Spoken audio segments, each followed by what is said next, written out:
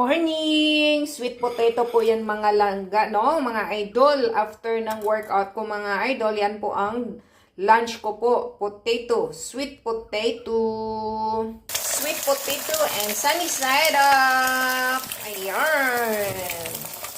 Ganon lang po ang lunch ko po mga idol, no? After ng aking workout. So, after sa gym, yan na po ang kinakain natin. Diet din mga idol. Huwag masyadong oil.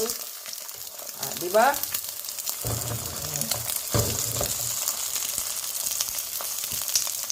Okay, daan na po siya mga idol.